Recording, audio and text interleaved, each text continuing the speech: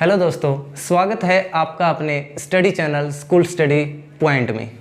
अब तक हम रेगुलर बने रहे हैं हमारे यूनिट एंड इट्स मेजरमेंट इकाई व उसके मापन के टॉपिक पर, और आप यकीन मानिए आप इन रेगुलर क्लासेस को देखते रहेंगे तो आपको फिजिक्स में इंटरेस्ट बनना शुरू होगा। और इसकी एक या दो क्लासेस और रहती हैं यूनिट एंड इट्स मेजरमेंट की, और रेगुलर हम कुछ ही दिनों में पूरी फिजिक्स भी कवर कर लेंगे।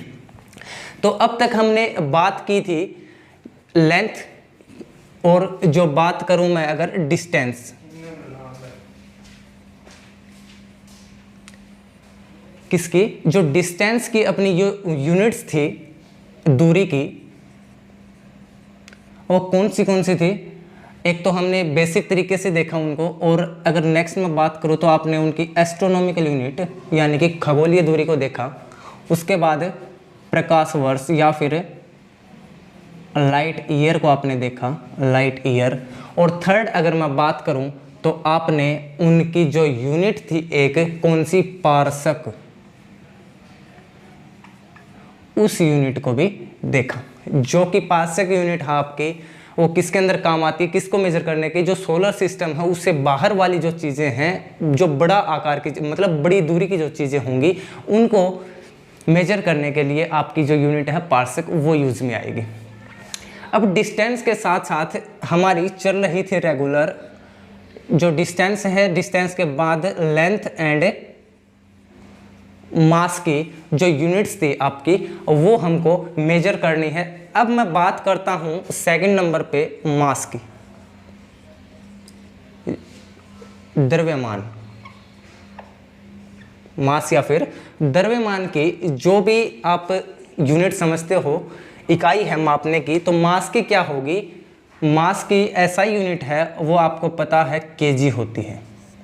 क्या होती है, केजी। और ऐसा यूनिट है वो क्या होगी, केजी होगी, किलोग्राम।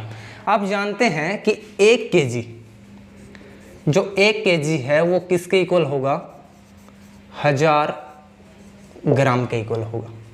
ओके, अगर मैं बात करूं केजी के साथ साथ आपकी 4-5 और भी तरह की पाउंड है, आउंस है, ये सब भी यूनिट होती हैं, वो रेगुलर आप देखिए। और मुझे आशा है कि आप अपना कॉपी और पेन निकाल के जरूर बैठे होंगे ताकि आप अच्छे से इनका नोट्स बना सके, क्योंकि हम रेगुलर उन चीज़ों के लेके चलेंगे और हम जहाँ पे गहराई होगी, जहाँ गहरा जाना होगा या डीपली जो पढ़ना होगा उसको हम डीपली भी पढ़ेंगे। और दूसरा बात, हम क्या करेंगे, स्मार्ट वर्क करेंगे, जो हमको पॉइंट ऑफ व्यू से जो ज़रूरत होगी जिस चीज़ की हम उनका यूज़ करेंगे यहाँ पे। केजी के बाद आती है पाउंड की। तो अपना 1 पाउंड है वो किसके इक्वल होगा, 1 पाउंड इक्वल होगा 453.52 ग्राम के। ठीक है, 1 केजी है वो 1000 ग्राम के इक्वल होगा, और 1 पाउंड है कि यूनिट होती है ये भी इसको मेजर करने की, मास द्रव्यमान को, वो कितनी होती है, 453.52 ग्राम। इसके बाद आता है आउंस। इसके बाद क्या आया, केजी। केजी के बाद हमारा निकल के आता है पाउंड, और उसके बाद आउंस निकल के आता है जो हमारा होता है 28.35 ग्राम के इक्वल। ये होगा आउंस। और आउंस के साथ ही मैं बात करूं जो हमारे घरों में, गांव में लगा लीजिए आप, जो अनाज वगैरह तोलते हैं उसकी यूनिट होती है क्विंटल। क्विंटल में तोलते हैं, क्विंटल।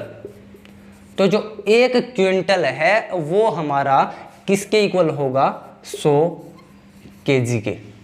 100 केजी में 1 क्विंटल होता है।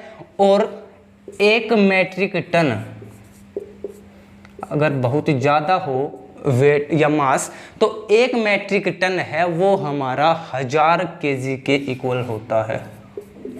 किसके इक्वल, 1000 केजी, या फिर किसके, 10 क्विंटल के इक्वल।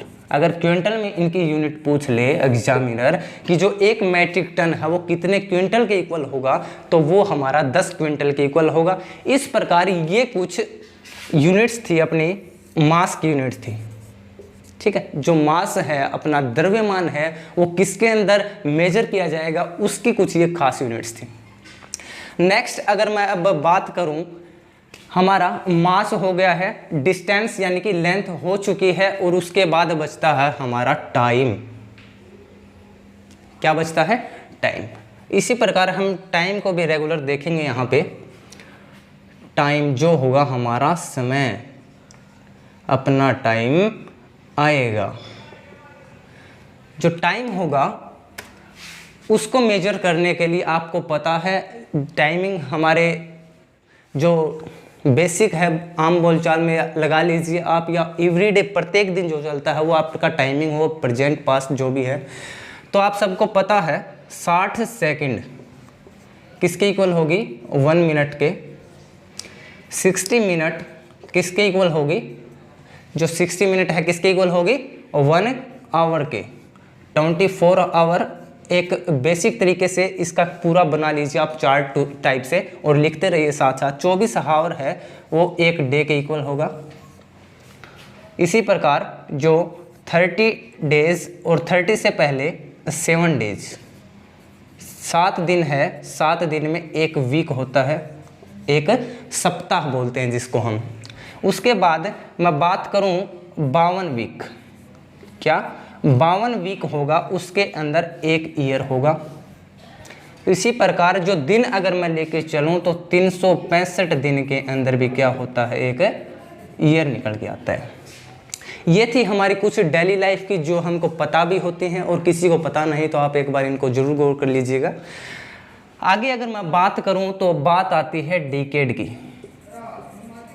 किसकी बात आती है? डिकेड, जिसको हम बोलते हैं दशक। जो डिकेड होगा हमारा दशक होगा, नाम से ही पता चल रहा है कि डिकेड या फिर दशक, जिसके अंदर क्या होंगे? 10 साल होंगे, 10 ईयर होंगे, वो हमारा डिकेड होगा। और डिकेड के बाद जो होती है सेंचुरी, शताब्दी। शताब्दी, जो शताब्दी है हमारी वो 100 साल की होती है, 100 साल या फिर 100 ईयर की होती है। ठीक है, इस प्रकार ये कुछ हमारी टाइम की यूनिट थी मेजर करने की। जैसे मिलेनियम होता है किसके अंदर, क्या होता है? मिलेनियम। मिलेनियम भी अपना 1000 साल के इक्वल होगा, जैसे कि 10 सेंचुरी के इक्वल होगा। ये थी हमारी कुछ बातें या फिर मेजर करने की। जो डिस्टेंस की दूरी थी, जो दूरी होती है हमारी, उसकी जो यूनिट्स मेजर करते हैं किसके अंदर? मास की। ये सब हो कि kg, pound, ounce, quintal, metric ton वगैरह। उसी के साथ साथ ये कुछ समय की यूनिट्स थी मेजर करने की। अब नेक्स्ट अगर मैं बात करूं इसी प्रकार से, तो नेक्स्ट है वो अपना निकल के आता है एक्सपोनेंट्स ऑफ 10 की। जो टन की घात होती है हमारी, 10 की घात, वो किसके इक्वल होंगी? जैसे 10 की पावर 1 है वो किसके इक्वल होगी, 2 है वो किसके इक्वल होगी, 3 है किसके इक्वल होगी। ये सब बातें भी हमको जानना बहुत ज़रूरी है, क्योंकि डायरेक्ट एग्जामिनर इनसे कई बार क्वेश्चन पूछ लेता है कि 10 की पावर -3 है वो क्या होता है, उसको हमें क्या बोलते हैं। तो ये आपको इनके बारे में ज़रूर पता होना चाहिए। बात करता हूँ मैं 10 की पावर 1। 10 की पावर जो 1 है वो आपका डेका के इक्वल होगा। उसी प्रकार 10 की पावर अगर मैं -1 लेके चलता हूँ तो वो आपका इक्वल होगा डेसी के। 10 की पावर 1 है वो डेका के इक्वल, 10 की पावर -1 है वो निकल के आता है डेसी के इक्वल। उसी प्रकार से 10 की पावर या 10 की घात 2 है वो इक्वल होगा अपना किसके? हेक्टा। किसके इक्वल होगा? हेक्टा के इक्वल होगा। 10 की पावर 3 है वो हमारा इक्वल होगा किलो या फिर केजी के। 10 की पावर 4 है, या सीधा ले लीजिए आप 10 की पावर 6, जो ज़्यादा हम बेसिक पॉइंट ऑफ व्यू से जो आपके लिए इम्पोर्टेंट होगा वो हम मटेरियल लेके चलेंगे। तो 10 की पावर 6 है वो किसके इक्वल होगा? मेगा। उसी तरीके से 10 की पावर 6 के बाद बात करता हूँ मैं 10 की पावर 9 की। 10 की पावर जो 9 है वो हमारा इक्वल होता है गीगा के। किसका इक्वल होता है? 10 की पावर 9 है वो हमारा गीगा के इक्वल होगा। उसी तरीके से 10 की पावर 12 अपना टेरा के इक्वल होगा, टेरा। क्या बोलते हैं, टेरा। ठीक है, ऐसे ही 10 की पावर 12 के बाद 15 आती है। 10 की पावर जो 15 होगी हम उसको 15 से याद रखना, पेटा। 15 से क्या याद रखेंगे आप, पेटा। और 10 की पावर बाद में आती है 18। यहीं तक लगभग आपका कोर हो जाता है। तो 10 की पावर इसको बोलेंगे हम एक्जा। क्लियर है। इसी प्रकार ये 10 के जो कुछ एक्सपोनेंट्स थे प्लस वाले, इसी तरह से माइनस वाले भी एग्जामिनर कई बार पूछ लेता है। तो 10 की पावर -2 है, उसको हम बोलते हैं सेंटी। क्या बोलेंगे, सेंटी। ठीक है। और 10 की पावर अगर -3 लेके चलूं उसको हम बोलेंगे मिली। मिली, वो मिली, वो वाली मिली नहीं, ये होता क्या, मिली, मिलीग्राम जिसको हम बोलते हैं। ठीक है। और 10 की पावर -6 अगर मैं बात करूं तो वो आपका निकल के आएगा माइक्रो। 10 की पावर -9 है, वो आपका निकल के आएगा नैनो। उसके बाद 10 की पावर -12, 10 की पावर -12 होता है पिको। क्या होगा, पिको। इसी के साथ 10 की पावर -15 आपका जो होगा उसको हम बोलेंगे फर्मी। और 10 की पावर -18 है, उसको आप बोलेंगे एटो। इसी प्रकार ये कुछ 10 की घात थी अपनी, जो एग्जामिनर डायरेक्ट आपसे पूछता है। तो 1 से लेकर 18 तक, और यहाँ माइनस वाले भी आपको एक एक करके याद करनी होंगी। ठीक है। तो मैंने आपको बताया जो लेंथ है, डिस्टेंस, उसको कैसे मेजर किया जाता है, उसकी यूनिट्स क्या होती हैं कॉमनली, या फिर मास को कैसे हम यूनिट से मापते हैं, और टाइम है उसको हम, उसकी क्या क्या यूनिट्स होती हैं। और इसी प्रकार जो हमारे एक्सपोनेंट्स होंगे, 10 की जो घात होगी उसको हम देखते हैं।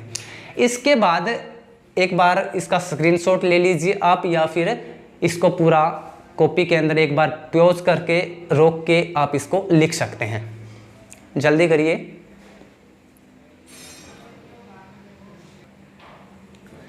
तो दोस्तों ये कुछ हमारी यूनिट्स थे जो आपने लिख ली होगी।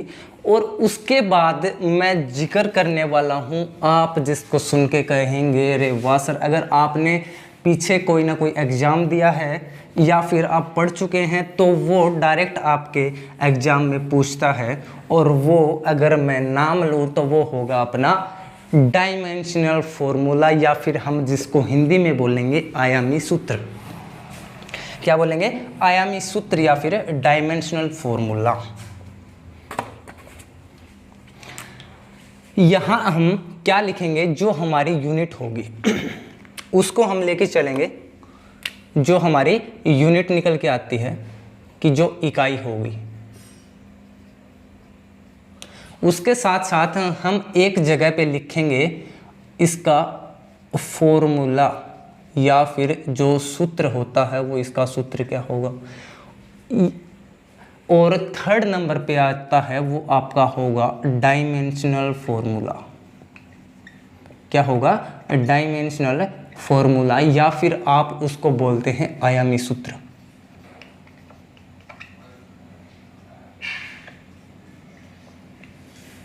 क्या बोलेंगे आप उसको, आयामी सूत्र। तो ये 3 चीज़ें हैं वो आपकी इम्पोर्टेंट रहेगी। और यकीन मानिए अगर आप इन यूनिट्स के फॉर्मूलाज आपको पता हैं तो आपको आयामी सूत्र निकालने में जस्ट 5 सेकंड लगेंगी, और आप आयामी सूत्र, किसी भी यूनिट का आयामी सूत्र आप झटके से निकाल दोगे। पर शर्त यही होगी कि आपको किसी भी यूनिट का अगर आयामी सूत्र निकालना है, डायमेंशनल फॉर्मूला, उसके लिए आपको ये फॉर्मूला है आपको जरूरी आना चाहिए।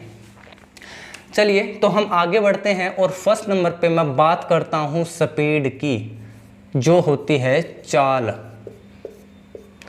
स्पीड या फिर चाल है, उसका जो फॉर्मूला होगा आप सभी जानते हैं, वो होता है डिस्टेंस अपॉन टाइम, या फिर दूरी भाग में समय।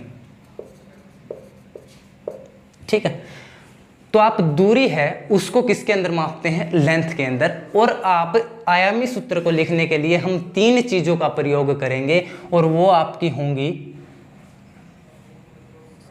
एम, अल, क्या होगी, अम, अल व टी। टी। जहाँ पे m होगा वो हमारा मास को रिप्रेजेंट करेगा, दर्शाएगा। l है वो लेंथ या फिर कोई दूरी को दर्शाएगी, और टाइम है वो हमारा समय को दर्शाएगा। तो दूरी है वो लेंथ के अंदर आएगी, तो हम ब्रैकेट अलग से लेंगे, इसका l हुआ हमारा। उसी प्रकार जो टाइम है, टाइम बटे में है तो इसको t नीचे लिखेंगे, और इसको हम क्या लिख सकते हैं, m 0, क्योंकि m की कोई भी यूनिट नहीं है। l है, l का l रह जाएगा l की पावर 1, और t है ऊपर जाके माइनस का 1 होगा। इस प्रकार आप बड़े ही आसान तरीके से, अगर आपको ये फॉर्मूला पता है तो आप आयामी सूत्र या फिर अपना डायमेंशनल फॉर्मूला है वो झटके से निकाल सकते हैं। दूसरी अगर मैं बात करूं, स्पीड के बाद आता है आपका वेलोसिटी। वेलोसिटी या फिर जिसको हम बोलते हैं वेग। वेलोसिटी को आप क्या बोलेंगे, वेग। और वेग है उसका फॉर्मूला होता है डिस्प्लेसमेंट अपॉन में क्या होता है, टाइम। क्योंकि स्पीड और वेलोसिटी का जो डायमेंशनल फॉर्मूला आपका आयामी सूत्र होगा वो लगभग सेम होता है। डिस्प्लेसमेंट जिसको हम बोलेंगे विस्थापन बटा में समय। तो डिस्प्लेसमेंट वही क्या, जो दूरी है l अपॉन में समय क्या हुआ, टाइम, यानी कि m की कोई भी यूनिट नहीं है और l 1 होगा और t -1। जो स्पीड और वेलोसिटी होती है उसका डायमेंशनल फॉर्मूला बराबर होता है, सेम होता है। उसी प्रकार थर्ड नंबर पे अगर मैं बात करूं, स्पीड हमारी आ गई, वेलोसिटी आ गई, उसके बाद बात करता हूं मैं एक्सेलरेशन या फिर त्वरण। हिंदी में अगर मैं बात करूं तो एक्सेलरेशन को आप बोलेंगे त्वरण, और त्वरण होता है उसका फॉर्मूला होगा आपका चेंज इन वेलोसिटी अपॉन में टाइम, यानी कि चेंज इन वेलोसिटी, वेग में बदलाव। क्या होगा, वेग में बदलाव अपॉन में समय। आप जानते हैं वेग में बदलाव या चेंज इन वेलोसिटी है। वेलोसिटी का आप जानते हैं कि ये क्या होगा, इसका आयामी सूत्र होगा।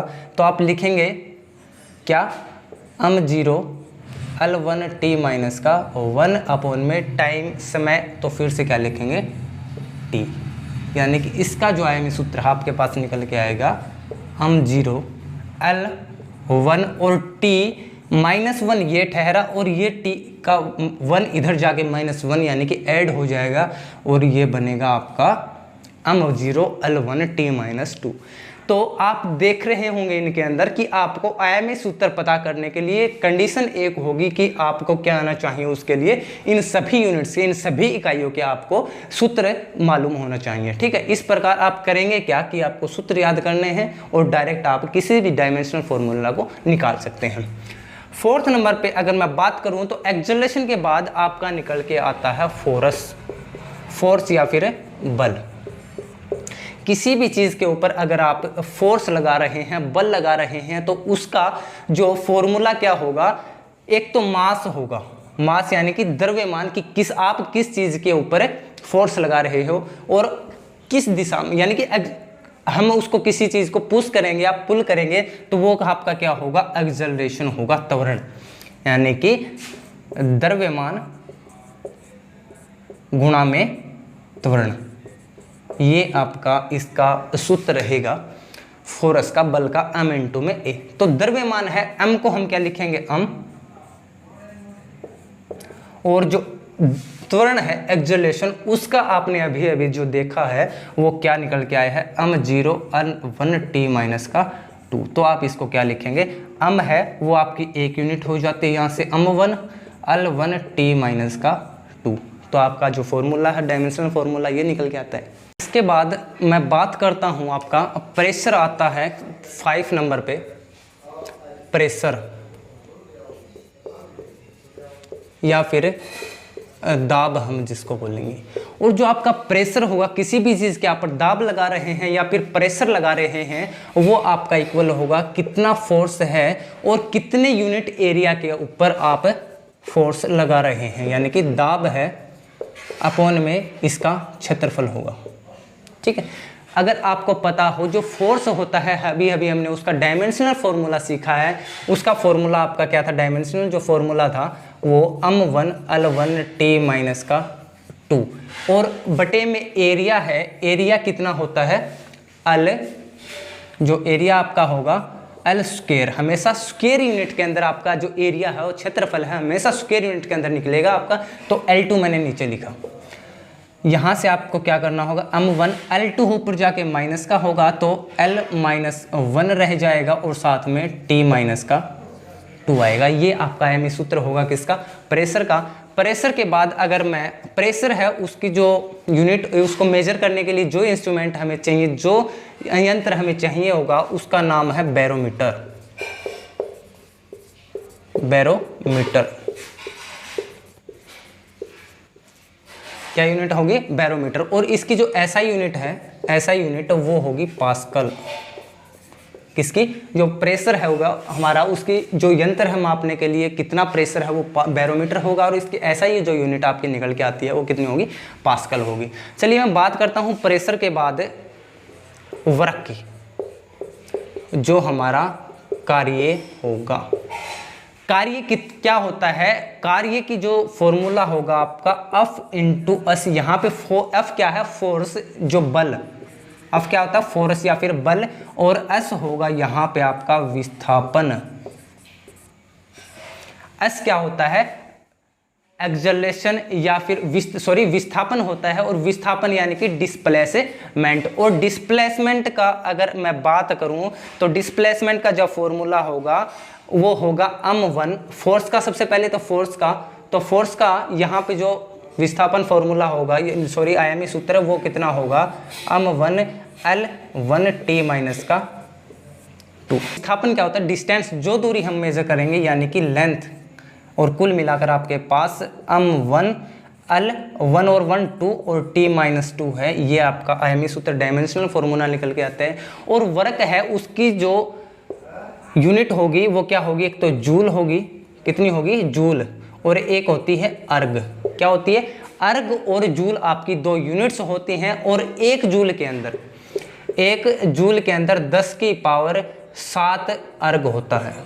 ये आप ध्यान रखिएगा, एग्जामिनेशन आपसे पूछ लेता है एग्जामिनेशन के अंदर कि एक जूल है वो कितने अर्ग के इक्वल होगा। उसके बाद अगर मैं बात करूँ 7वें नंबर पर एनर्जी की, जो आपकी एनर्जी होगी और जो वर्क होगा उसका डायमेंशनल फॉर्मूला है वो आपका इक्वल होता है किसके,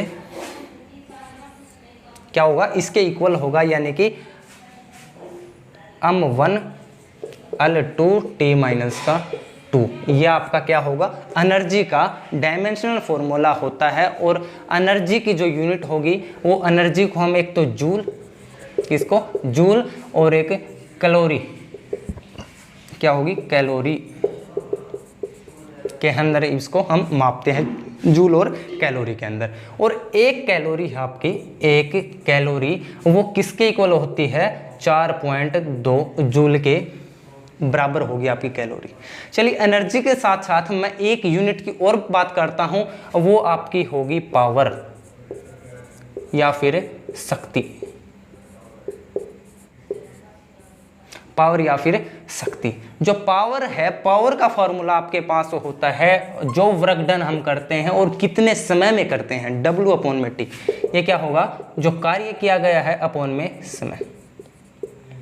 W की जो यूनिट है वो कितनी हुई हमारे पास, वो होती है m1 L2 T माइनस का 2, और जो टाइम है बटे में T ले लेता हूँ मैं, यानी कि क्या निकल के आई, m1 L2 T माइनस का 2। ये आपकी यूनिट निकल के आते हैं, डायमेंशनल फॉर्मूला इसका निकल के आता है। और मैं अगर बात करूँ पावर की जो यूनिट्स क्या होती हैं, तो पावर की हम वाट के अंदर मापते हैं, किसके अंदर, वाट, किलोवाट, किसके अंदर, वाट, किलोवाट।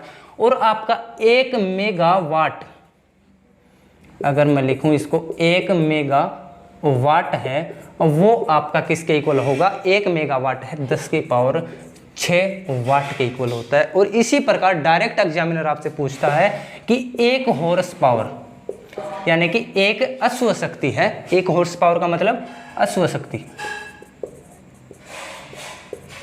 वो किसके इक्वल होती है? 746 वाट के बराबर होती है 1 हॉर्स पावर, 1 अश्व शक्ति।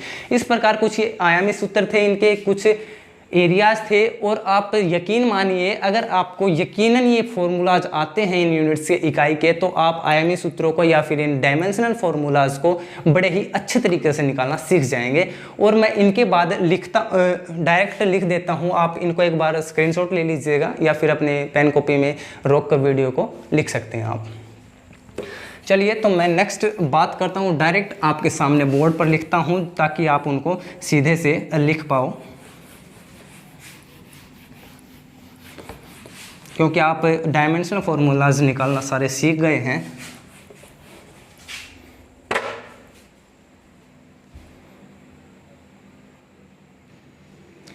चलिए, तो बोर्ड पे एक बार नज़र मारिएगा। मैंने कुछ ये और बाकी बचे पॉइंट ऑफ व्यू से, किसके एग्जाम के पॉइंट ऑफ व्यू से मैंने आपको कुछ और एग्जाम्पल्स बताए हैं। तो आपको ये 13 या कुल मिलाकर इम्पल्स अलग है, फ्रीक्वेंसीज के साथ, पर इनके जो आयामी सूत्र है वो आपके बराबर होते हैं, सेम होते हैं। इस प्रकार ये सारे के सारे क्या लिखे हैं मैंने?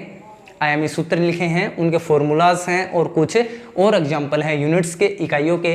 तो आपको पता चल गया है जो मोमेंटम है, संवेग है, वो क्या होगा? मास इनटू वेलोसिटी, यानी कि द्रव्यमान गुना में वेलोसिटी क्या होता है हमारा?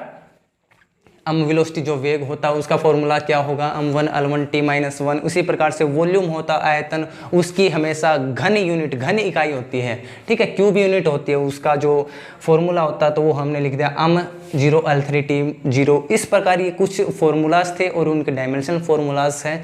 आशा करता हूँ आपको ये वीडियो, आपको ये लेक्चर पसंद आया होगा। अगर आपको ये पसंद आता है तो इसको ज़्यादा से ज़्यादा शेयर करें, लाइक करें और कमेंट करके ज़रूर बताएं अगर आपको ये पसंद आता है।